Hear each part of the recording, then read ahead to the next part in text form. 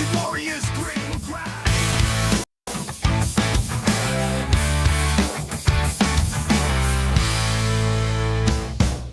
Generation fighters, take the stand. From shore to shore, we reclaim the land. Grit and glory in every strand. In Jersey Shore, we make our stand.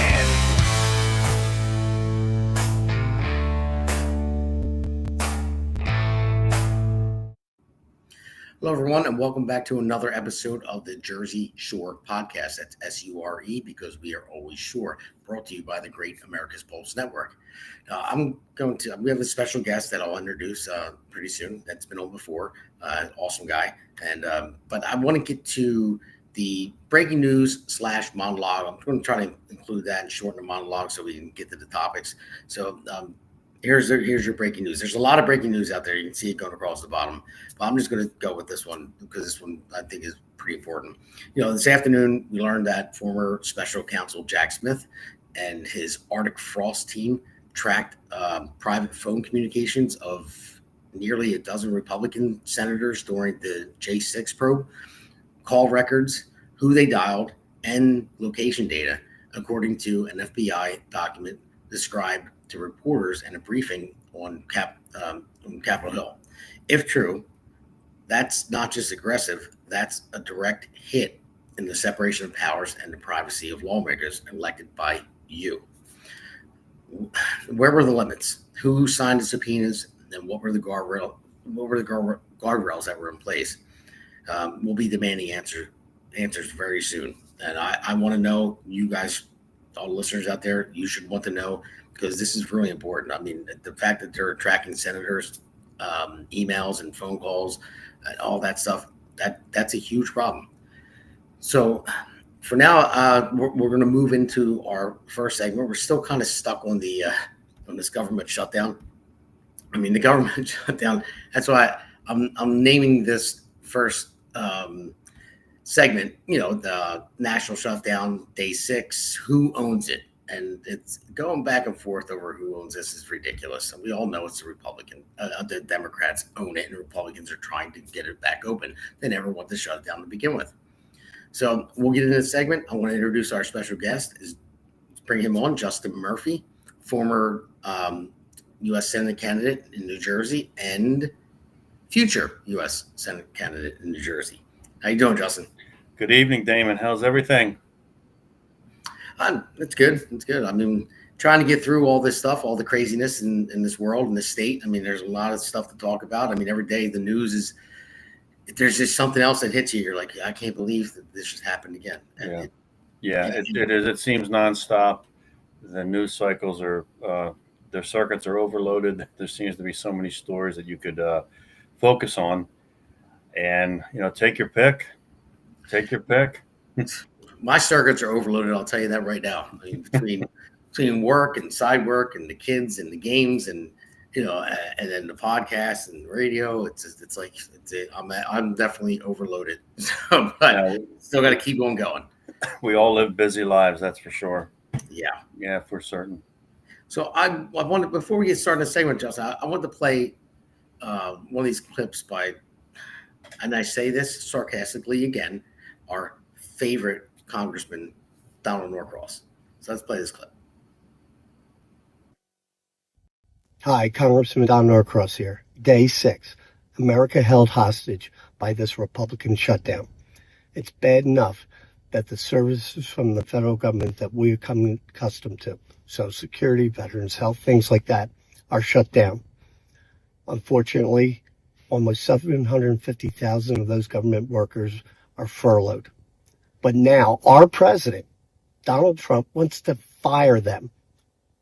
They're calling it RIF, reduction in force. He wants to fire them. Never in the history of our country has a president went out and tried to fire all the government employees. Tell them to get back to the table. Come to a bipartisan solution to save health care. Democrats shut the government down. Up in here, up in here. Democrats want health care for illegals. Like if Jose crossed the border and Jose got measles. Here's an illegal immigrant affordable health care act. For your aches and pains, put some ice on that. Americans should get health care first. Up in here, up in here. So we had to play it again. We played it on the last show because we thought it was funny. We found it funny meme. I'm glad there's some comedy injected in all this. Yeah, we got to have something. The Democrats, they don't find anything funny at all. But it's just everything's so serious and everything's the end of the world and all that stuff.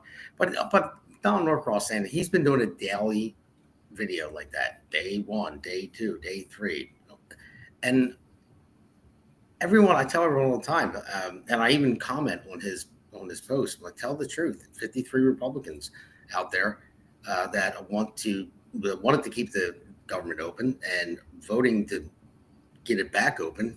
We need 7 Democrats, and that's what we need. So, what are your thoughts on that? Oh, on the shutdown, I mean, Damon, we've had many shutdowns before, going back to the 1980s. They tend to not last very long. Yeah. Usually within a week or two, there's some resolution. This one is a little different because it's really accentuating the Democrats' commitment to illegal aliens. When they talk about health care, they're not talking about health care for you and me or your family, Damon. They're talking about health care for illegal immigrants. Medicaid is full of providing services to households headed by an illegal immigrant. That's from the Center for Immigration Studies. It just that you see where their concern and priority is. Now, you'll notice when they don't say, "Oh, we want health care for illegal immigrants." They say, "We want health care," intentionally cutting off the second part of their sentence and clause. And they are at the plate for the illegal immigrant, not the American taxpayer. And that's what is a little different about this shutdown, because if the American people come to see this is the reason why we have a shutdown, I think it would bode very poorly for Democrats politically if they are viewed as the party that's willing to shut the government down because they can't get health care services delivered to illegal immigrants. And so I think that's what the accentuation is here, is that it really shows where they are and whose side they're on. They're on the side of the criminal. They're on the side of the illegal immigrant. They're on the side of the open borders crowd. And I mean, as far as shutting this down, it becomes a political duel to an extent, because if it goes on too long, the American people will turn on both parties and say, you're both bickering and somebody's got to get this resolved. So I think right now, short term, if Republicans can win the battle of messaging, which they don't tend to do too well on too many times, but if they can frame this, that Democrats will not join us, and all Republicans wanted was status quo. So I don't know what the Dems are upset about. This was a status quo matter on the Republican side. So they get to say, listen, Democrats are shutting us down because they cannot get health care to illegal immigrants. We don't think your tax-paying dollars should fund health care for illegal immigrants. And if that becomes the battle line in this shutdown, I think Republicans walk away clear winners and Democrats are going to take a few bruises. Absolutely. Because I'll tell you one thing, me personally, we talked about it earlier, going to work every day. I've been working side work too. And I've been doing a lot of different things. We all do a lot of things. You before you came on, you said you had some work that you were getting done. We work a lot. We work for to pay for our bills, pay for our families, pay for whatever it may be, pay for our own health care. And I'll be goddamn if they're going to take my money, reach into my pocket, and say, I'm going to give it to somebody that broke into our country and broke the law, coming into our country, and just says they deserve it. Well, what about me? If I didn't work, I wouldn't have it. But illegals can have it. Like, how many kids do you have, Damon? I have 2. Okay, that's your priority in life. Your and your wife's priority is providing for your children. But yeah. Democrats, they're just not worried about that. They're more worried about the illegals. Again, because for a vote, and that's what it is. It's all about the votes. It's all about the power. That's why Chuck Schumer shut the government down, because he is so past the point of no return with his far left, Democrat base that's taken over the Democrat Party.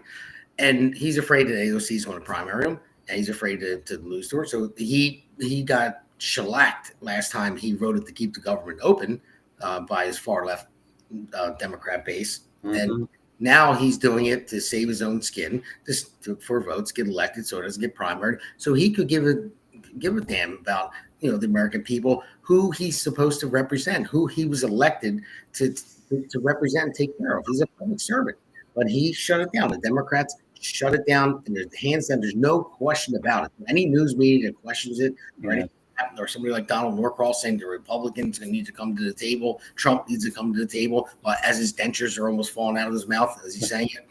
Donald Norcross, in that clip that you ran, Damon, he mentioned that Social Security will be shut down. There's no such thing is happening. Social Security checks will continue to be sent out.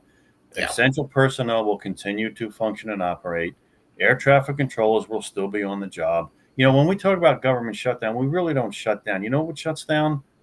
Our national parks. Go to see the Liberty Bell, maybe Yellowstone. Some of our national parks have to close.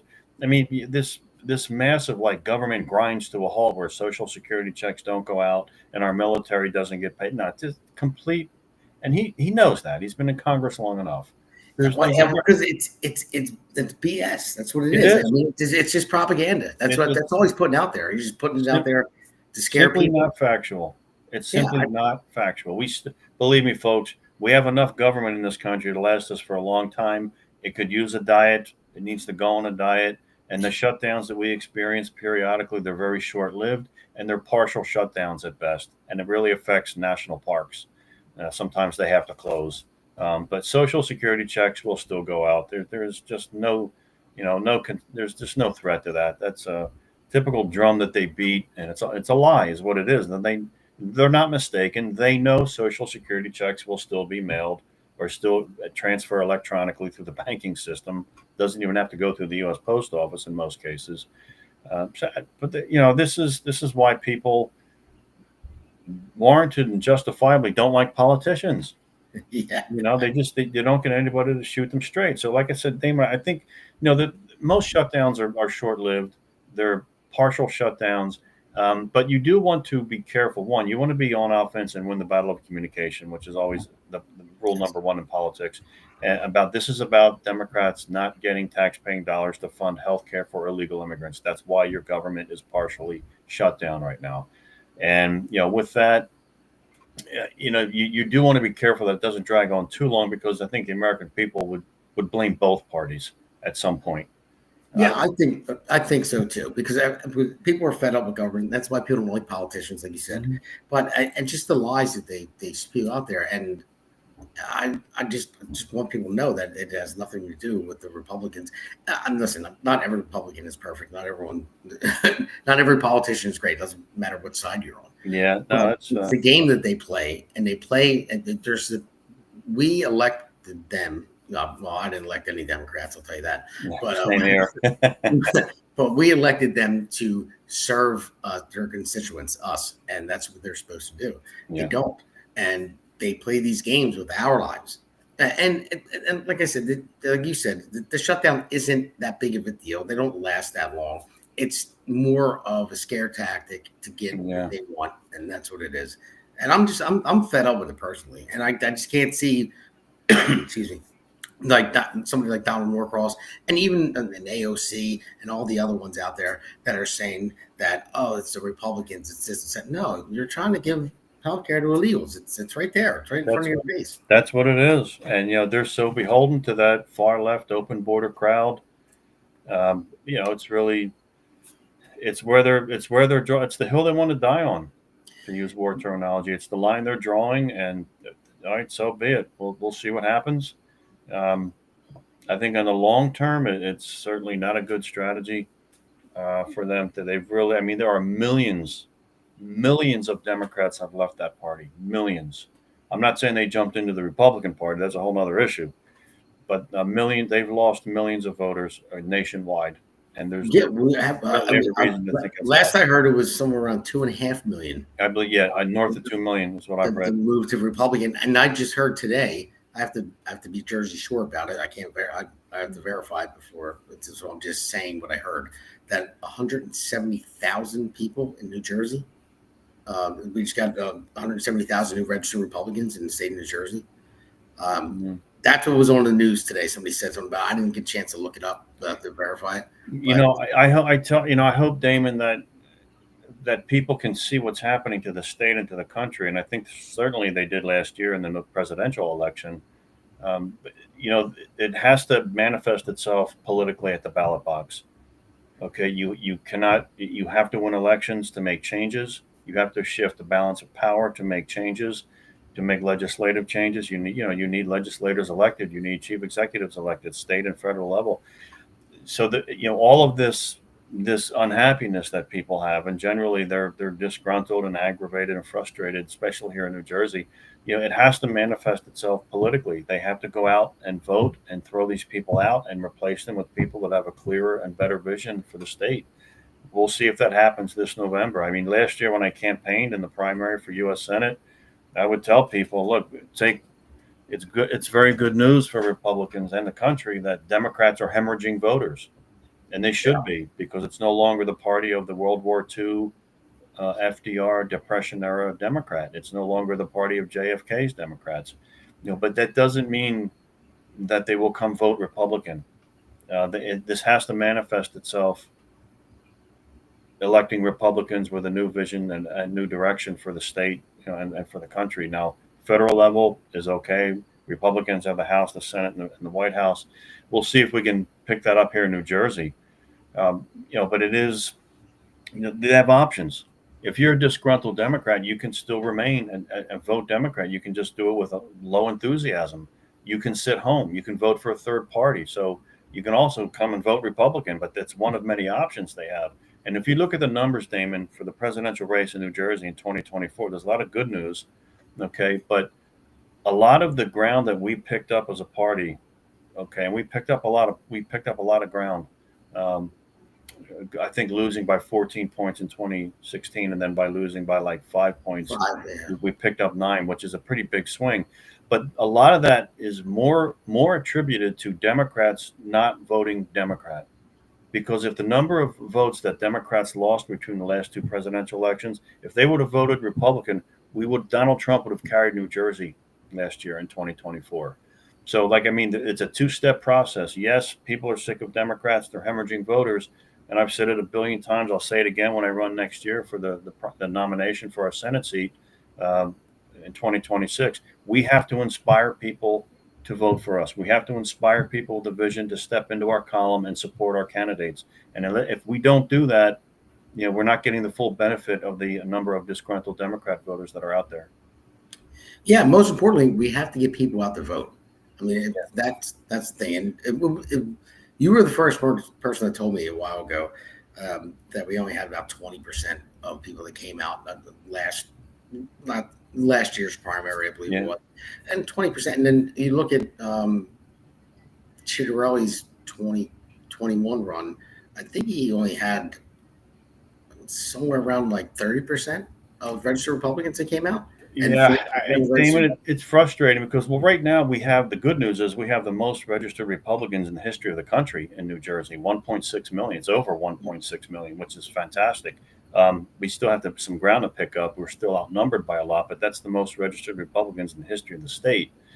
And if 2024, we both ran in the primary statewide, our turnout in the Republican primary was 20%.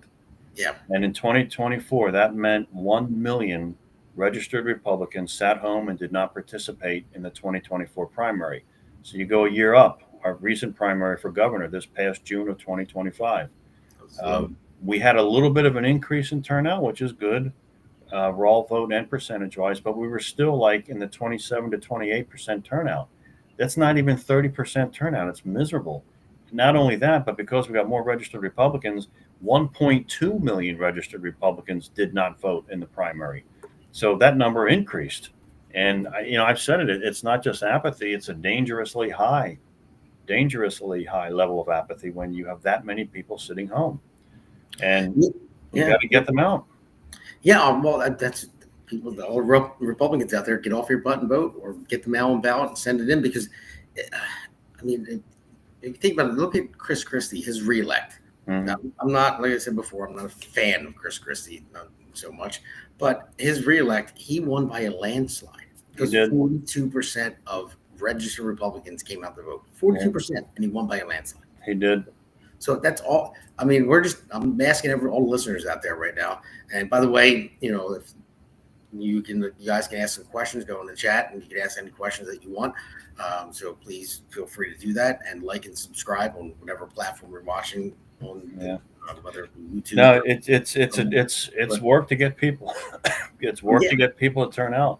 Yeah. But I'm asking all the listeners out there, hey, talk to your friends, talk to your family, and just say, hey, listen, we have to vote. And if they don't feel like voting, say, why not? And then don't complain about your electric bill. Don't complain about your teaching in schools. Don't complain about this. Don't complain about your property taxes. All you have to do, it's not hard. Just to go, if you're already registered, it's not hard to go and cast a vote. It doesn't take that long. You can even have it come to your house and fill it out, and then you just put it back in the mail. No problem. Yeah, if we got the ground game and you need volunteers, I mean, I think there's some energy on the Republican side this year. This is good to see. I also think Democrats will attach a sense of urgency to this race because they did so poorly last year. They don't want to lose a blue state. They want to stop Trump's momentum if they can, and certainly set the stage for momentum in next year's midterms to be more favorable to Democrats. So I think there's, who can out intensify the other is going to be important. But, we'll see. I mean, the people that are hemorrhaging from the Democrat Party, if they're willing to step into the Republican column, it'll be a good night for Republicans, I think, for sure. All right. Well, so with that, let's take a quick break, and we'll go into the next Hammer segment.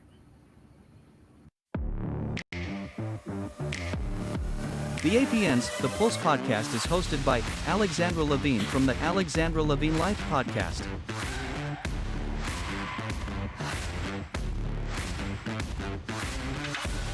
And Damon Galdo from the Jersey Shore podcast.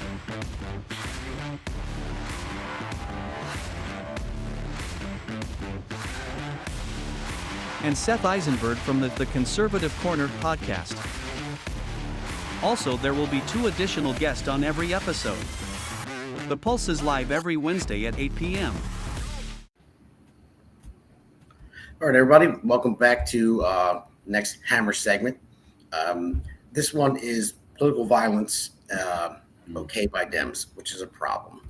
So I just want to say, Justin, I've been seeing a lot of political violence lately, and there's an Axios poll that just came out that for the first time in 30 years, the political violence is on the left. It was always labeled as right-wing violence, which it may have been. I mean, if you want to call any kind of like KKK or violence or something like that. I mean, I don't consider them right. They're Democrats in my mind, but that's the way they label it. But the violence is up on the left. We see the Charlie Kirk shooting and all that stuff. I mean, there's all kinds of stuff that's going on. So I want to let's roll with the first clip here.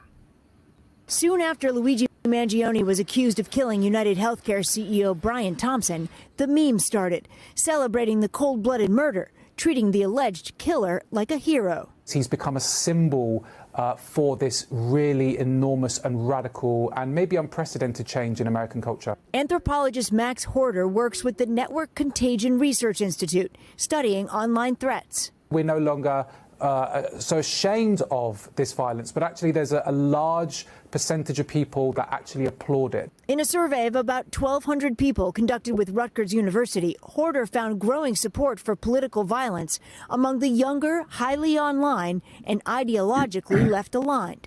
According to their results, 56% of people who identify as left of center believe there could be some justification for killing President Donald Trump.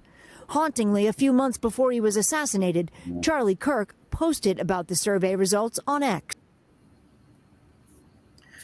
Yes, that's a huge problem with the younger people on the left. They think that it's okay to, and the major problem is it is the Democrats that are saying all this stuff, and they'll say we don't condone political violence at all, but then in the next sentence they'll say Trump is Hitler, he's a fascist, and all that. And it gives these deranged people or young minds like a permission structure, say, to commit violence. They think it's okay because if someone was calling me Hitler all the time, and you look at the history, and Hitler killed 6 million Jews in gas chambers and all in concentration camps, if anybody would want to come at me and say, "Oh, we got to get rid of this guy. I'm doing the world a favor, to kill this guy." That's why they tried the assassination on Trump. It's like probably Charlie Kirk was assassinated. I mean, and all the other violence. And there's going to be another clip with Kavanaugh too, but attempted killing of him.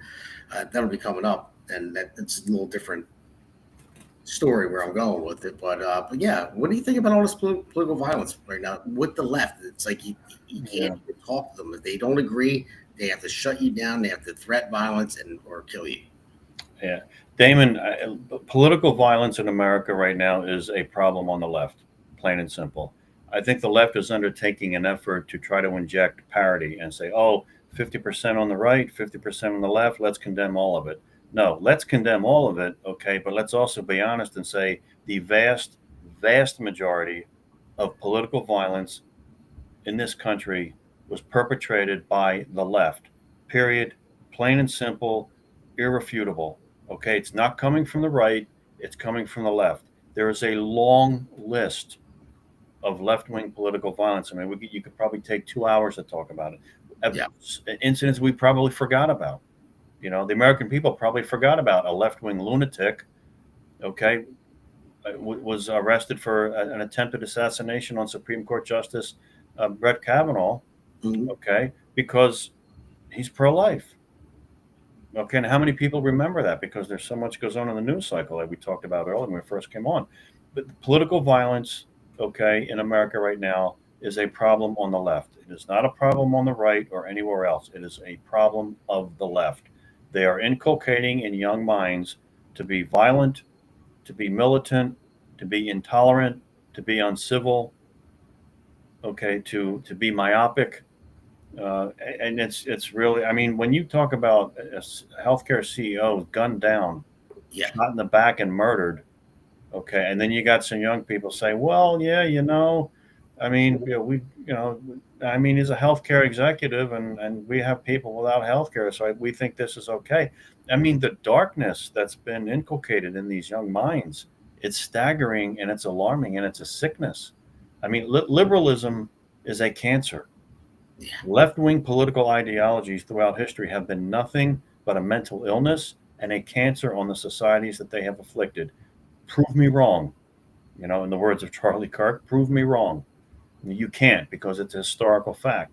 You talk about, the KKK, KKK was founded by the Democrat Party after the Civil War. The segregated Jim Crow South, Democrats down south. The people that fought against the civil rights bills in the civil Democrats, party of the slaveholder and the slave owner, Democrats. This is violence comes from the political left, and it's logical because in Karl Marx's manifesto, that's what he calls and preaches. You cannot change peacefully. They have no use for a ballot box or the First Amendment. They don't want to debate you. They don't want to exchange ideas with you. They don't want to learn from you. Okay, they are leftists. Right out of a page, right out of Karl Marx's manifesto, is that change can only come through violence. When you destroy an existing order, that is the only way you can then rebuild it as you envision. And some of these young people are buying into this garbage, unfortunately. And look at the takeover. Look, the pro-Palestine movement, Antifa, BLM. Okay, it's all Marxist, left-wing, funded, trained, planned, organized. Okay, Antifa is one of the most organized domestic terrorists we've seen on our country's soil, if not the most. Look what they're doing to Portland. And the problem is you're seeing such a breakdown of civil law and order, okay, because you have Democrat mayors, Democrat city councils, and Democrat governors who generally don't have a problem with these people. They don't have a problem with Antifa destroying a city, or BLM, or pro-Palestinian Free Palestine movement taking over college campuses, harassing and threatening Jewish students, burning federal courthouses, attacking ICE riots. They don't have a problem. That's why they don't stop it. They don't see anything wrong with it. They agree with the kids, and they agree with what they're doing. That's the sad, staggering part is, where the hell's your law and order? and they're just not stepping up to the plate for the safety of their states and communities. Yeah, well, they don't have law and order anymore. They don't believe in it. They're more on the side of the criminal than they are on the victim, and they No call the question. criminals the victim. And everything is so upside down right now, the way they look at things. And my problem is they got a hold of the media, they got a hold of the colleges, and so they're indoctrinating children with these ideas. The media is spewing the same thing over and over again. Sure. I mean, even if they got a hold of Hollywood, and everyone watches movies, that's what they do, and it's just more like brainwashing, and that's what it is. But I think we're making the comeback a little bit. I see more people going to the church, more people having faith. It's good to see that. It is, because look, Damon, this is a culture war that the left has been waging against this country since 1965, and ultimately it gets down to good versus evil. It's not really political left and political right. It's good versus evil. Do you promote the violence and intolerance? Okay, the murder and look at can you imagine if the incidents of left-wing violence, were perpetrated by right-wing people in the past couple of years? Can you imagine if somebody tried to assassinate Joe Biden twice, or if somebody shot, a left-wing activist? There would be riots up and down the street like crazy. They would impose martial law to rip up the Constitution. Yeah. Okay. But this is if you look at the Democrat Party, man, they have really they have just fallen. Their leaders don't even have the backbone to condemn this. They can't do it. They say, oh, well, let's condemn all violence. No, the problem is on the left. This is where this is coming from. It's coming from the left. Nancy Pelosi, people will do what they're going to do. Maxine Waters encourages the physical accosting of people. Kamala Harris, they're not going to stop. They're going to keep going. They shouldn't stop. And we're going to fight fire with fire. We're going to and then you get this constant drumbeat of, the word. What young people are told on the left, Damon, is the words of a conservative, the words that the traditional marriage is okay, the words of secure border. Their words are violence to you, so you have every right to go out and be violent to them. This is why these young people go pick up a gun and start shooting people. That's exactly what it is. It's exactly with the transgender shootings. The ones that are transgenders shooting up the schools and churches. And they're targeting Christians. Yeah, yes, they are targeting Christians. I go to St. Mary's of the Lakes in Medford Township. Been my parish since the late 70s. We now have an armed officer in our churches. They should. It's sad that has to happen, but it needs to happen in churches. It needs to happen in schools.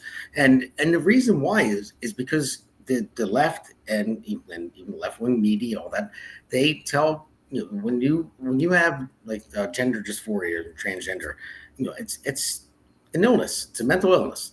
Listen to DSM-5. I think we may have talked about it before. I know I talked about it on the last podcast or so, but it is a mental illness. And when you're on the left and you're in a meeting, you say, oh, well, it's okay. Men can become women. Women can become men. And then you say that the people on the right, Republicans, they say, no, that can't happen. That's not the science. It really can't, which is true. It can't happen. But you tell them that they're trying. They basically tell them they're trying to erase you. You don't exist. They're taking away your soul. They're filling their heads with every piece of lie and garbage for the purpose of making them militant. Yeah, exactly. That is what they're doing. I think you've got to start the way the Klan was hit with some civil lawsuits that bankrupted them. I think we need to start doing the same to the groups that are organizing and funding and driving and planning and promoting all of this. And we know who they are. Arabella, Open Society Foundation. So we know where this money is coming from. Cooper River, Indivisible. It's another one. So that's another big one. They were just at the last Jack's thing. I don't know what happened. Yeah, you froze a little bit there. Oh, there you're back. So, but they've been protesting at Jack Chiarelli events. Yeah, no doubt. And these are paid protesters for the most part. They're paid. Oh yeah, no, I know. I talked about this before. When I went to my producer and I, other Damon, we went to the Tesla protest in Cherry Hill. Yeah, and I happened to be walking up. I saw there was a couple of buses that pulled up because they're paid, and So I found a parking spot. I went up to meet my producer. Yeah, who pays for these buses? Yeah, well, I just kind of mingled with the crowd as they were all walking up, getting off the bus, and they started handing me vouchers and flyers, telling me what to say. And like, what? And then the guy asked me, they all had high vis vest on, like construction vest, the ones that were running it. And then the guy said, "Well, what group are you with?" I said, "Not with any group." He said, "Oh, I need that back then. You can't have that." I'm like, "No way, I'm not giving it back to you." Not at all. I think I say you got a better chance of seeing God when me giving this back. So, Damon, it's so. I mean, this is global. This is a global issue because I recall, a couple of years ago when you had that massive wave after wave after wave from the third world into Europe. They were just coming by the millions. It was, and I was, I keep apprised as best I can. And I saw this one story, and I'll never forget it. It was a picture of migrants approaching the coast of Greece, one of the islands in Greece, as they were making their way out of the Middle East and Northern Africa, one of the countries from North Africa, and they're coming into Europe. And these migrants, these illegal immigrants, what they were, the migrants, they're in this huge freighter boat, huge, not a rickety raft that they put together. It was this huge ship. It was like a freighter. And I'm thinking, whose ship is that? How did these illegal immigrants get the ship? Did they steal it? Did they rent it? Did they lease it? Did they buy it? I'm thinking, wait a minute, this is really planned and coordinated. Whose ship is that? I mean, you just don't pop up on a freighter and load it up with illegal immigrants and drive it, sail it across the Mediterranean and drop them off in Italy or something. Yeah. So this is how deep rooted this Marxist globalist mess really is, and man, it's going to take a while to beat this thing down. Yeah, it is. It takes the right people to get elected. That's why everyone has to get out and vote. Yeah. Oh, absolutely right. And November, we'll see how we do. We got assembly seats. We got the governor's race. And hopefully it's good enough for Republicans that will have momentum going into next year's midterms. Yeah, well, we have a couple more clips to play in this segment. So let's roll the next one real quick. President Trump is joining calls for Virginia's Democratic Attorney General candidate, Jay Jones, to drop out of his race after text messages resurface of him justifying a political assassination of the state's former GOP House Speaker, Todd Gilbert. We want to warn you, the messages are violent. Here you go. Jones writing in 2022 a quote, 3 people, 2 bullets, Gilbert, Hitler, and Pol Pot. Gilbert gets 2 bullets to the head. Spoiler, put Gilbert in the crew with the 2 worst people you know, and he receives both bullets every time. Joining us now is the governor of Virginia, Glenn Youngkin. Governor, he's a Democrat, I get it, but when you saw this, you thought what? I thought this was a joke because no one could write this. I mean, this is demented. And here we have the Democrat candidate running for attorney general, the top cop in Virginia, wishing not only that he had 2 bullets to put in a guy's head, but then he wishes death on his children. And Todd Gilbert has small kids. And for Jay Jones to wish death on his small children is beyond belief. But that is where the violent left of the Democrat Party is. This is where these folks are. Yeah. So you see that another instance. I mean, this guy's running for attorney general. Exactly. It's not like it's the far left fringe lunatic in some street corner. Yeah. This is the candidate for the attorney general of the Commonwealth of Virginia. Yeah, it's unbelievable. I mean, these are text messages that he sent. This is undeniable. It's irrefutable. I mean, so a couple years ago. And he apologizes and says, "Oh, I'm really sorry." I don't look. That doesn't do much for me. You flipped your cards. We know what you think. We know who you are. We know how dark your heart is. I hope the people of Virginia don't reward him with win. The problem is until you punish these people politically, they don't see or feel a consequence to their actions. I mean, can you imagine if a Republican candidate posted something like that? He would be out of the race inside of a millisecond. Yeah, exactly. But yet here's this guy receiving support from Dems. Oh, all of a sudden they're quoting the Bible now. Well, let he who hasn't cast sin throw the first stone. Wait a minute. It's not about sinning and who's a sinner and who's not. We all are. Okay. But, you don't wish to put 2 bullets in the head of somebody because they're your political opponent. The left seems to think this is okay. to do that. To shoot Charlie Kirk is okay. Okay, to try to assassinate Donald Trump is okay. To shoot out and murder healthcare CEOs is okay. And this is where it's really staggering and scary. I mean, the Democrat, and to see the leaders of the Democrat Party so incapable of condemning this. They can't even condemn it. They're going to get in trouble with their base.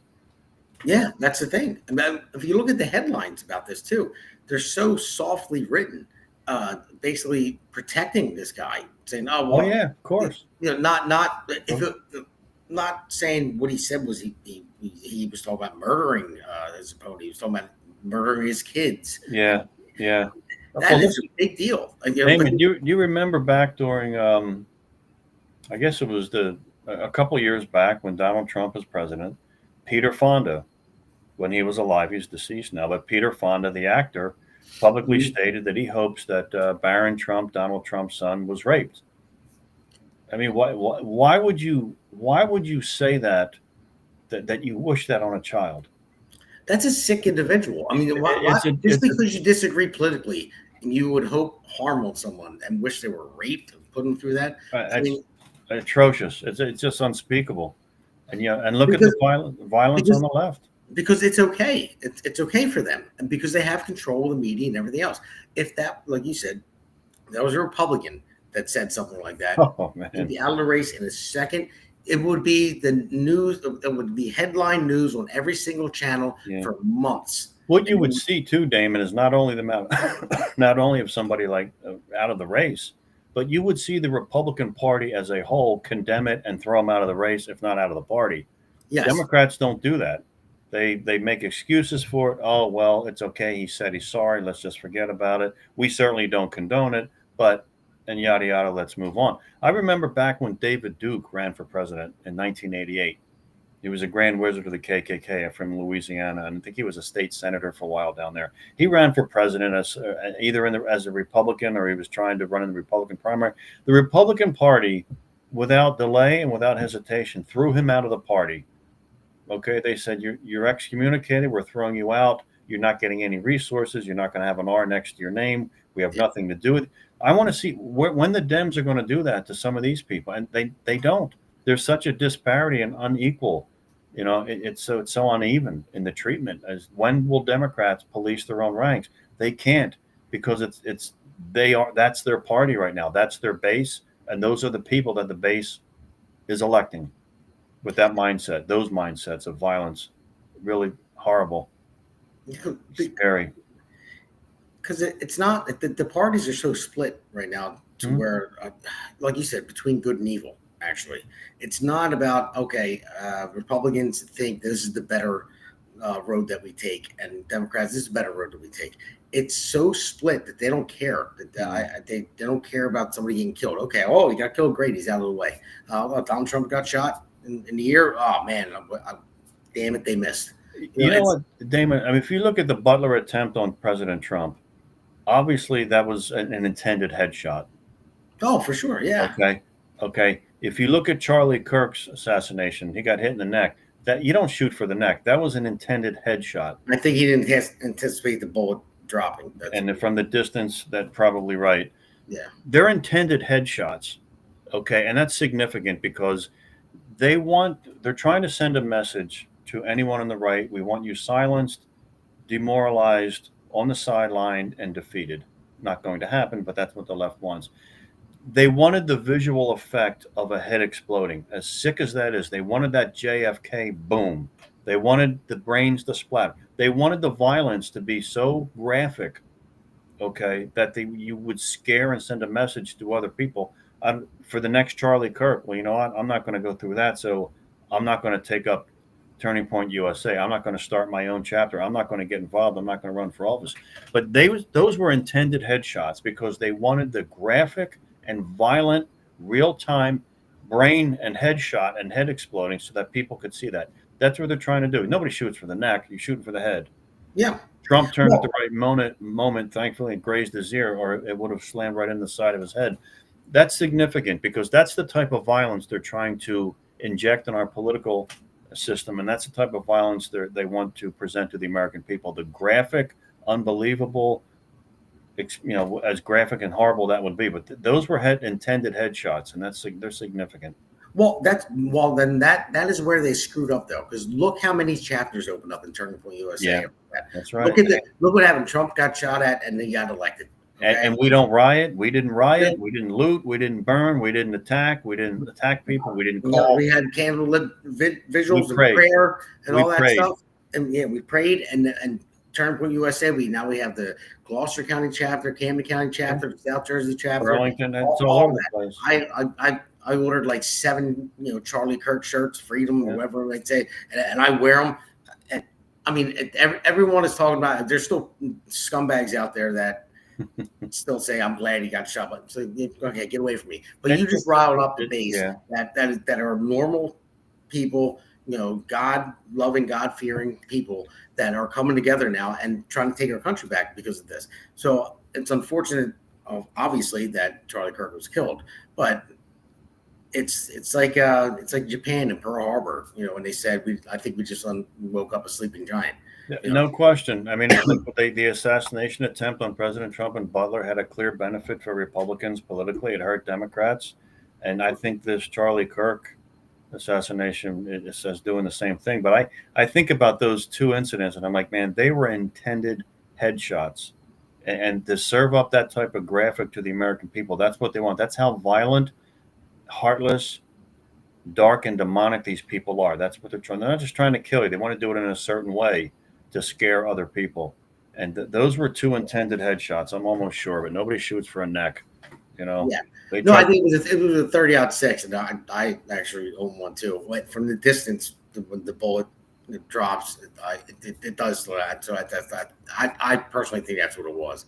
But either way, he killed him. So I hope he rots in jail and gets the death penalty. You talk about the death penalty. I mean, we were, as a country, Damon, we were subjected to 3 horrific shock the conscience events, and you got to have to worry if we could become desensitized to it. First was the targeting of children, Christian children praying in church, and this idiot transgender jackass sticks a gun through a window and shoots up a church attempting to kill children praying in church. I mean, that's you would think that would be the bottom. Okay, then that poor girl in Charlotte sitting there not doing anything is stabbed 3 times in her neck and bleeds to death simply because she sat there. But the lunatic down in Charlotte, and then you had the murder of Charlie Kirk, and it's like, at what point? I mean, it's all maybe the Charlotte wasn't politically motivated. It was a mentally ill idiot, maybe race, we don't know. But this is political violence, and it's also a result of the left refusing right about that. To enforce criminal law. Yeah, and we're getting low on time, so I got 2 more clips to play in this this segment here, and then we got to get another one, and then the loser and the patient of the week. So let's just roll the next clip real quick, and let's just show. We want to get to the headlines right now as we begin this half an hour. The woman who plotted to assassinate Supreme Court Justice Brett Kavanaugh was sentenced to 8 years in prison on Friday. Sophie Roski was arrested near Kavanaugh's Washington home in June of 2022. That's after her attorney says she changed her mind in a taxi while on the way and called 911 to turn herself in. Roski spoke in court Friday, apologizing to Kavanaugh and saying she regretted her actions. The Attorney General, Pam Bondi, now blasting the sentence, saying it's not long enough and promising an appeal. Hey, thanks for watching. And don't forget, you can catch the Today Show every morning on NBC. Damon, that was a man. Transgender. A man. Yes, that's the thing. Wasn't transgender at the time, but NBC, wherever that was, they said she apologized. A woman, her, all that. Her, she, a woman. It's a dude. It was a guy at the time. So now he tries to kill Kavanaugh, and he gets arrested for it, whatever, and they only get sentenced to 8 years. And the reason why the judge said that they were sympathetic with the trans issue, said that he was transitioning and he had problems and issues. And it was a guy. And even if the judge was sympathetic to it, said, okay, they have mental health issues, and they were sympathetic to the mental health. Yeah. And what maybe gave him a lesser sentence and then put him in a psychiatric ward after the fact, whatever. But the news out there saying her, she, a woman. No, it was a guy. I mean, like that's the problem. That's what twists people's minds. It was a guy that did it, and he wasn't even out as trans until he got arrested, and then his lawyer says, "Oh, well, he's actually a trans woman, and he can't be in a man's prison." So they lightened his sentence over, and the judge even said that. Yeah. It's this is again. We have liberal-leaning judges. We have liberal prosecutors. They refuse to enforce the law. They refuse to protect people. They're taking the side of the criminals, and the rest of us are at risk because of it. That's another thing that should really hurt Democrats politically, because look at the cities. They just refuse to take the side of the victim. Yeah. I mean, it's really, it's just, I was, that incident in Charlotte, there was another horrible crime down in the North Carolina, Charlotte area, where a career criminal should not have been out on the streets, broke into somebody's home and murdered a young girl. I think he put a bullet in their head, and the father testified before the house, and just was, it was so emotional. And I played that clip on the last podcast. Yeah, it's just awful to see. And you get these, like the mayor of Chicago. Well, we can't arrest our way out of this problem. Yeah, you can. Get these people off the street. That's the first job of the government, is to protect its people. Get these criminals off the street, period. And they won't be committing crimes. If they're mentally ill, they need to be in an institution. If they're a career criminal, they need to be in a jail cell. About a century ago, longer, France, Damon, France used to have an island in the South Pacific for a penal colony. And they used to ship the worst of the worst criminals they had to that island. Get out. Goodbye. Never see you again. Don't come back. Thank you. We ought to do that. Okay, if we don't believe in the death penalty, then fine. Get these people round up, send them off to an island somewhere in some penal colony. Let them live their life out down there. I like it. Out of our country. I mean, just the crime. What's funny about crime too in America? It's a very small, very, very small number of people that commit crimes in this country that are career criminals. It's a very small number. Most police in big cities will tell you they know who the criminals are. They know them. Yeah. There's the repeat. It's the same damn people. It's the same ones. So if you crack down on the career criminals, your crime rate would plummet. It would plummet. But you've got to have the political will and leadership. Stop electing people like Krasner in Philadelphia. Stop electing liberal mayors, liberal city councils, liberal governors. I mean, you just, I've always said urban America needs to undergo a political renaissance where they just really kind of throw off the shackles of the Democrat machines that have run American cities uninterrupted and unopposed, for probably a century now. Let's see, Peter Sykes said, yes, the island. I guess he's on board with that. The island is a great idea. I just get them just get out, get them on a freighter, fly them, sell them. I don't care. France used to do that. That was that movie with Dustin Hoffman called Papillon with Steve McQueen. That's what it was about. The colony that they had for their incorrigible. Yeah, I'm not saying if you. Yeah, there was one with Ray Liotta too, I believe. Was it? Yeah. I mean, that's we need solutions like that, because we don't have. I mean, it's amazing. The crime is bad enough, but then if you look at the breakdown of the civilian leadership, where are they? They're on the side of the criminal. Yeah, I know. And think about this too with the island. You don't have to have guards. You don't have to pay for their electricity or pay for. I mean, I don't even know what it costs now. I think it's roughly around $40,000 a year to house an inmate. By feeding them, paying for the guards, paying for whatever the whole facility. Each inmate $40,000 a year cost. Yeah, the island's a great idea. Here you go. Here's an island. Not cheap. Go figure out how to survive. Here's your survival kit tool. This is how you hunt.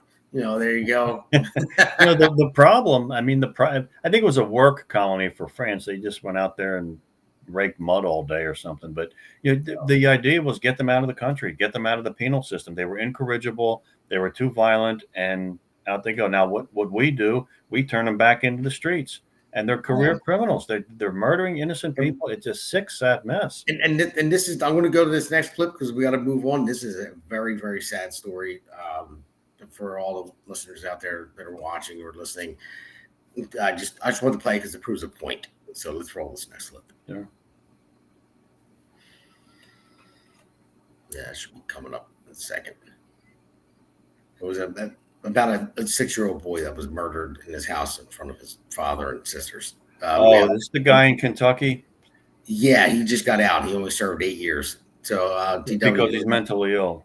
Yes.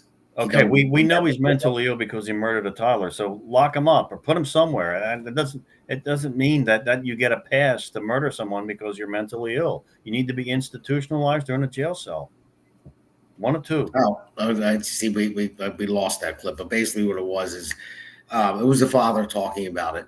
He said he lost everything in life. He was sitting over his daughter's interview, and he said that he laid in bed. He said, "I gave up on my family, I gave up on everything," because basically he woke up in the middle of the night. This guy broke into his house, and sorry everybody, he started stabbing this 6-year-old boy in the head over and over again, and he held his son while he was done. He ran upstairs, and the guy threw him to the side, and he was going after his daughters too, and he protected them, and then guy got arrested, but the guy, he did it for no reason. He just broke in to the house and just started stabbing a 6-year-old boy. Random violence. And 8 years, and now he's getting out. And the father said in court, he said, if I see him, I'm going to kill him. Yeah. So I don't blame him. I don't. For something like that, I don't know how I didn't. Me personally, that happened to my 7-year-old son. There's nothing that would stop me from killing that guy and erasing him from the face of the earth. I'm sorry. God, I'll deal with God later. And I think that's what this man said. He says, I talk to my God, and I'll kill this man where he stands if I ever cross paths with him. Yeah. And it's, it just, you just have to wonder, like, the mental illness, they can't be on the streets. Okay. They cannot be on the streets to inflict this violence on innocent people. It happens time and time again. How many illegal immigrants have come to this country with criminal backgrounds, violent backgrounds, and they rape and murder? Yeah. Time and time again. It seems to be endless.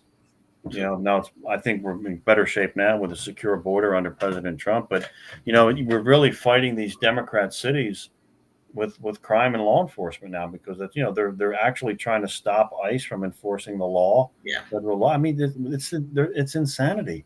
It's really insanity. It is. It really is. But we're going pretty much over. So I want to talk about this event coming up. We'll pop that up there, and then we'll go into the next segment. So this right here is at Skeeters in Blackwood. It's on election night. It's an election party, and there'll be a live band. There'll be food. There's tickets for sale there.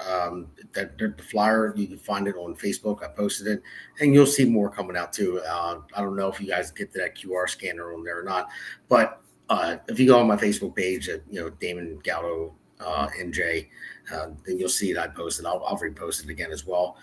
But here it is, and you guys can buy tickets if you want to go to the election party on election night. We are hosting, the Jersey Shore. Podcast will be there live streaming the whole time, and we have a great thing. It looks like, we definitely know that Seth Eisenberg from the Conservative Corner is going to be driving up from Maryland, and Alexandra Levine, the other podcast under the America's Pulse Network, will most likely be coming up from Florida or Maryland, wherever she's at the time. But either way, so it'd be nice that we'll all be there. We'll be interviewing people the entire time, and we'll have candidates there for assembly. I think Peter Sykes and Jack Ranger will be there. I think Constance Titzel and Wilson Gonzalez are going to be there. There may be more too. I know Keith Gibbons running for mayor in Gloucester Township will be there as well. So, but it's good. It should be a great time. So we'll advertise that now, but let's take a break in the next segment. America's Pulse Network. The mainstream media is bought and paid for. The truth is twisted to fit their agenda. But America is waking up, because podcasts are the future for trusted media. Welcome to the America's Pulse Network. It is a network built by patriots that upholds the Constitution. The America's Pulse Network stands for God, truth, and the America First movement. There is no corporate propaganda, no government spin, just real news, real talk, and real voices fighting for faith, freedom, and the future of this great nation with common sense. Here are some of America's Pulse Network podcasts. Alexandra Levine Live, hosted by Alexandra Levine. Jersey Shore Podcast, hosted by Damon Galdo. The Conservative Corner, hosted by Seth Eisenberg. APN's The Pulse, hosted by Alexandra, Damon, and Seth. So tune into America's Pulse Network on the following social media platforms: X/Twitter, Rumble, Truth Social, Facebook, and YouTube. Join the revolution. Because the pulse of America beats for God and country. America's Pulse Network is for faith, family, freedom, and truth.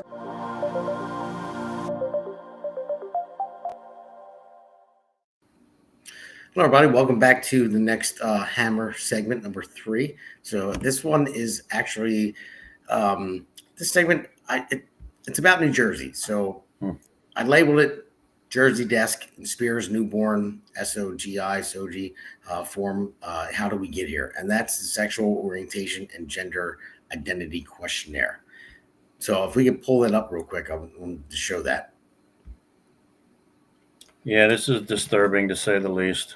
It's insane. I mean, if demonic. I mean, where does this come from?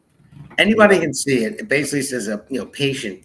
This is from Inspira Hospital, and who was actually merged with Cooper Hospital, or Norcross thing. I'll bring him into it again. But at Inspira Health, our mission is to provide a safe and compassionate experience that improves the health and well-being of our community. Blah blah blah. blah. I'll read the rest of it. But it says the patient name newborn said. It says, what sex was your baby assigned at birth? Well, it either has a penis or a vagina. We have to go back to, what was that, kindergarten cop? Only one or two. Yeah. A or B. Yeah. Yeah. Exactly. It just shows the pervasiveness.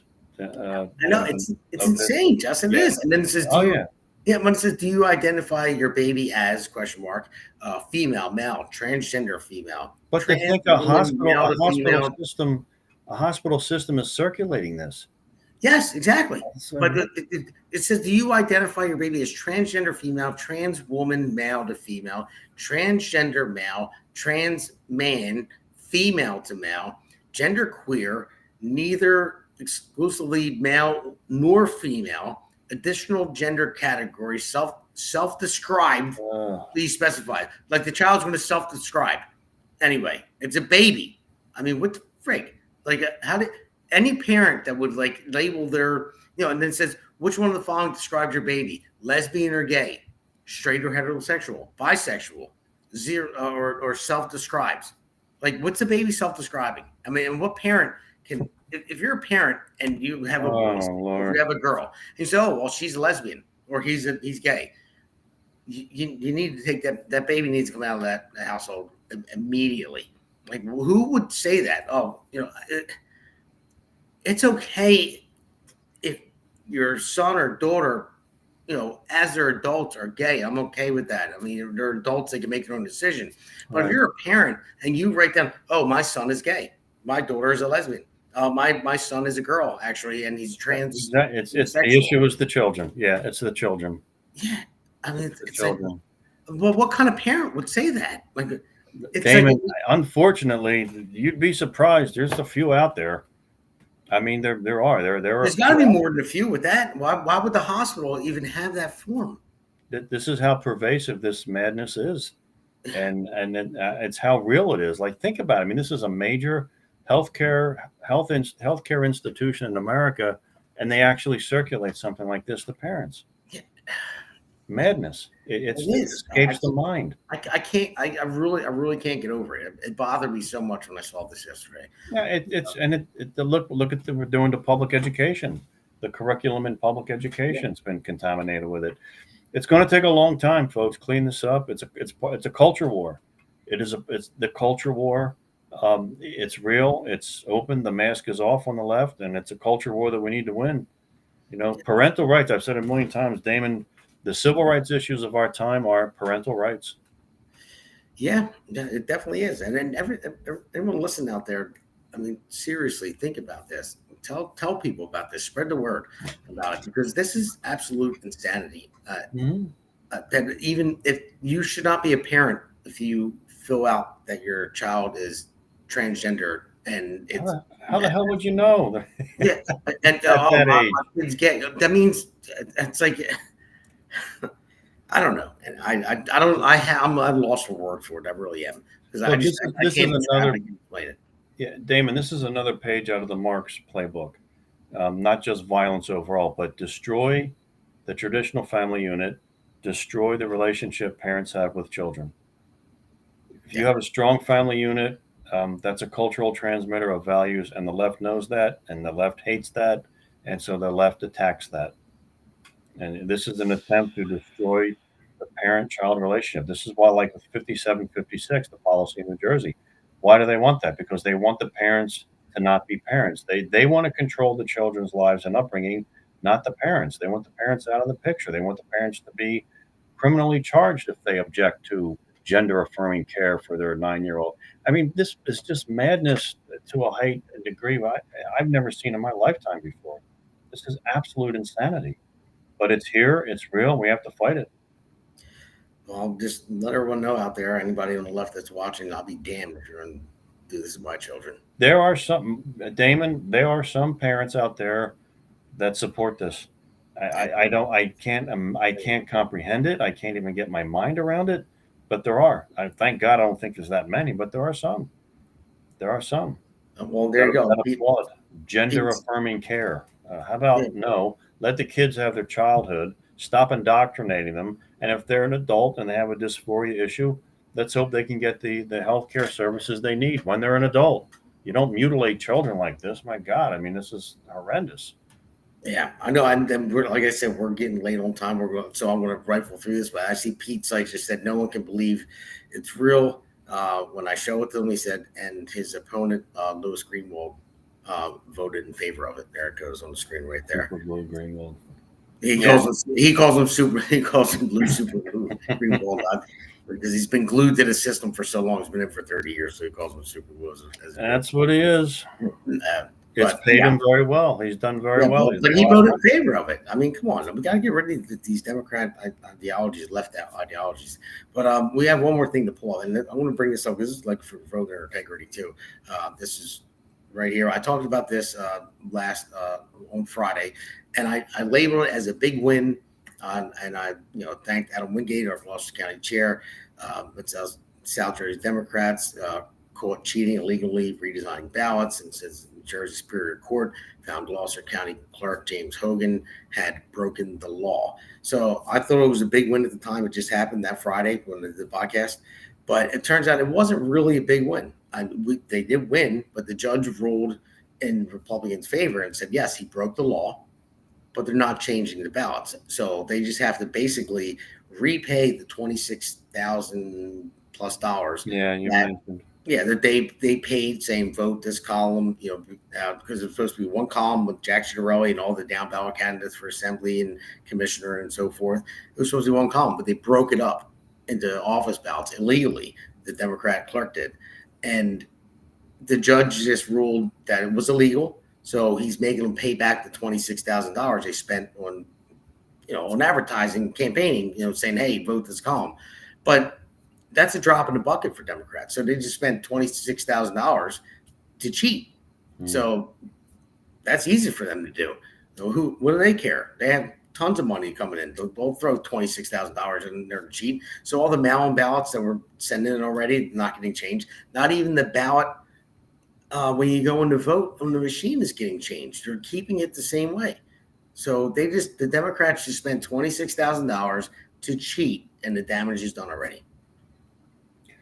Well, it's not the only county. I mean, there's some issues in Mercer. There's some issues in Camden that you're aware of. And last year for the election, I mean, Mercer and Burlington County both had some pretty serious election day matters. So we just don't have this down right yet, and it's really unacceptable. I mean, we're the world's foremost technologically advanced society, culture, and economy and political system, and we have so much trouble ensuring that our elections are run fairly with integrity, and it really doesn't sit well with me because there's no reason for this. There's absolutely no reason for this, but yet it happens a lot. I don't believe our voter rolls are as clean as they could be and should be, and that's federal law. That's not something I'm making up. There's a federal law signed by Bill Clinton and the Democrats back in the early '90s. Each state has to make an effort to make sure their voter rolls are clean. Some states are doing a very good job. Some states are not. So, election integrity starts with voter rolls, but you've got so many other issues too, and it's annoying to hear so many of these stories because it just should not happen. Yeah, I mean, we'll be able to pull this off. Yeah, and it's like in 24 with the whole county line, when Andy Kim filed a lawsuit to get rid of the county line in New Jersey, and he won. And I was going to get involved with it. My team told me, don't worry about it. Andy Kim has plenty of money. It'll be fine. Let him win. And then the judge ruled it unconstitutional, the county line. We're the only state in the country that had it. So they got rid of it. And the judge turned around and said, oh, no, only for Democrats, not Republicans. Because he brought the suit, right? Yeah, it's like, well, if it's unconstitutional, why? Then it should be for everybody. So that's another thing. It's unbelievable. These Democrat judges. I know that guy's a Democrat judge who ruled that. That's it. But then you're looking at in Camden County, and get Pete Sykes here talking about this stuff with Lou Greenwald. Now, Lou Greenwald, he was in assembly with Pam Lampett for 18 years. Long time, couple of decades. Yeah. They were running mates, they were friends, they were coworkers, passed legislation together, and then she resigned from assembly because the county clerk in Camden was retiring. So she resigned from assembly to take the county clerk job. I don't know why she would do that, but it now pays better. It does pay, but yeah, it does. You're right. It means you get a bigger pension. Well, no, but doesn't now because assembly is about to get doubled. Well, they do such a good job for us; they deserve it. Please. But yeah, so now she's going to oversee the election. So what happened in Mercer, what happened in Gloucester, and now Camden. They're just, it's not. I'm not accusing her of doing anything wrong at all. Not that she didn't do anything wrong. She did not. It's just the perception of it, and that's in the law. Actually, it says if the law states that if you have the perceptions of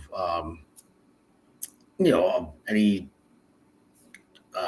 what's the word I'm looking for, and any I can't look for any appearance of impropriety. Appearance of impropriety, yeah, any appearance of impropriety. It says any appearance of impropriety, and it does. Or something. It does have an appearance. So sure. I think she should recuse herself from it. Just for this election. And no one's blaming her, saying that she did something wrong. She didn't. But when people look at it, and I've talked to a lot of people about this, and they're like, "Yeah, man, that would make me wonder if Lou wins. Why would she move from here to here? And we have this in Gloucester, and we have something in Mercer too. I mean, we don't want a 2020 election thing. I would say I damn well know Biden cheated. The Democrats cheated with those mail-in ballots. Yeah. But we don't want anything like that. We don't want any uproar. We don't want anything like that. We don't want anyone to think that it was. We want people to trust the government again. And that's what we want. And trust the election process. So that's important because everybody has to agree that the process was fair enough. They may not like the outcome of who won, but we do all have to agree the process was fair enough. Everyone got a chance to vote. Nobody was suppressed. The votes were counted fairly. The machines were working properly. The number of things with elections that's going on right now. You got to work through it to get things fixed. It's not easy. It's time consuming. You have to be a little tenacious and be willing to, put up with some disappointments. But it's part of the mix. But we need to conduct our elections a lot better than we are. And I just do not accept that it's that difficult of a prospect to do that because it's not. We're the foremost advanced economy in the world, technologically advanced. We're the world's foremost constitutional democratic republic. This should not be a problem. We're too advanced to where it makes it easier to cheat too, I would say. That's maybe. Yeah, no doubt. I remember a quick story before we go to the last segment, which is going to be fast anyway. I think it was in Mexico. Back in the day, I read a story about it that they were cheating with the elections. So there were way too many voters so they put one person at every polling station, and they don't know who they were voting for. They just counted each person that walked in because there was no mail-in ballots at this time. So everyone that walked in, and counted each one of them at every polling station, and it was overwhelmingly more votes than people that actually showed up at the polling station. So maybe we have to go back to more primitive ways of voting. I don't know. That happens too in our country once in a while. Like Detroit, I think in 2020 had some districts. Most of the districts and voting precincts in Detroit in 2020 had more votes counted than registered voters.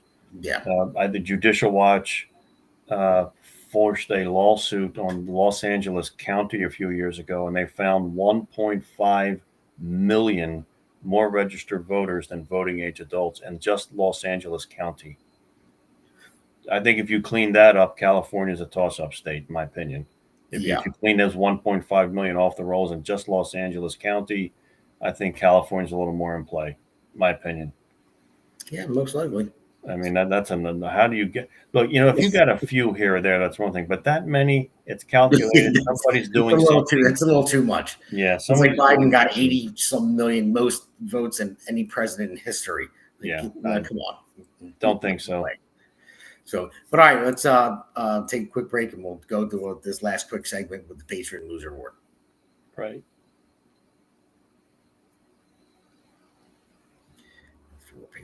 Welcome to America's Pulse Network. This is APN's very own White House correspondent, Alexandra Levine. This is so amazing and miraculous. We've never had a president in the history of our nation doing this. And we hope to God that he continues doing this forever and ever. Thank you. God bless you, everybody. And God bless President Trump. And God bless you. Hello, everyone.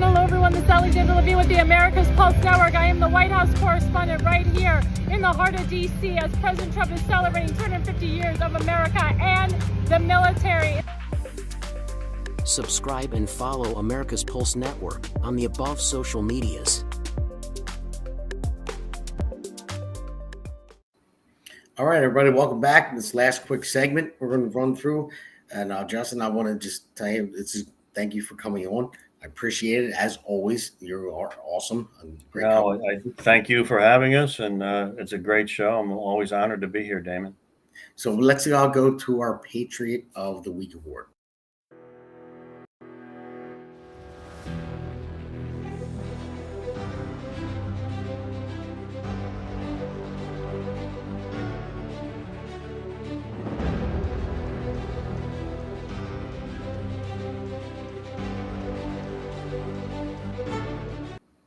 That is Adam Wingate, Gloucester County Chair.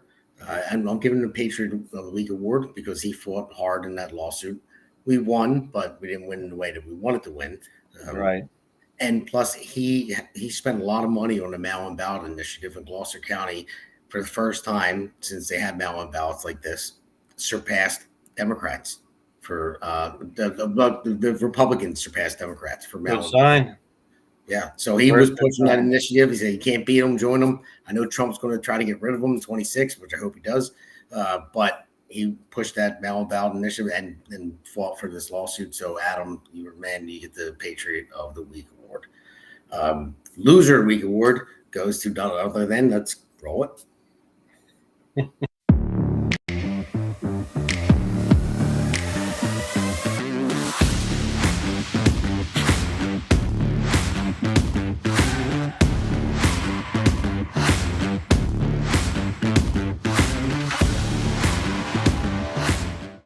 Losers!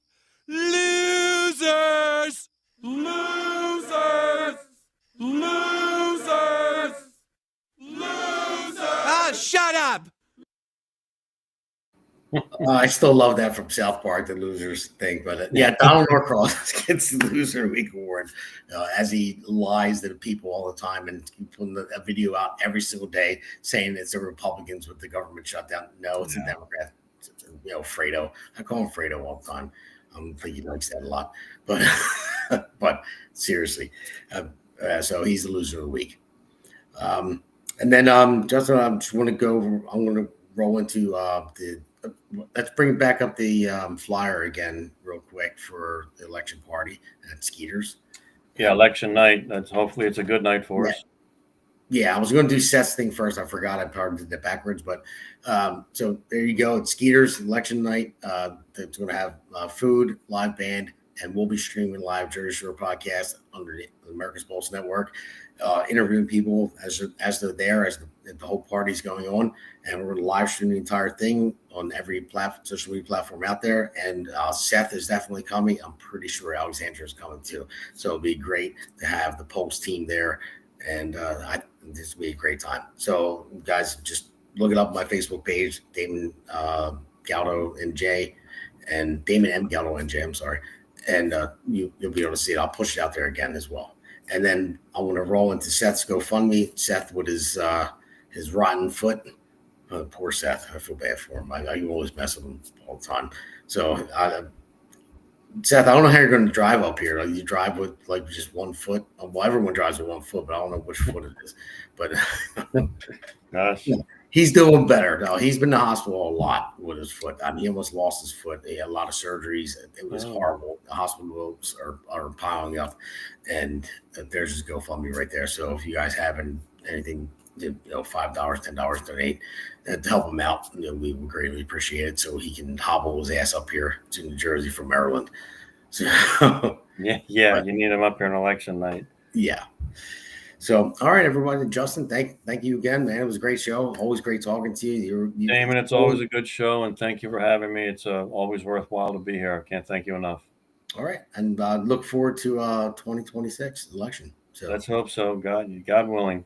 So, all right, everybody. I'm signing off. Take care. Good night. God bless. Yeah.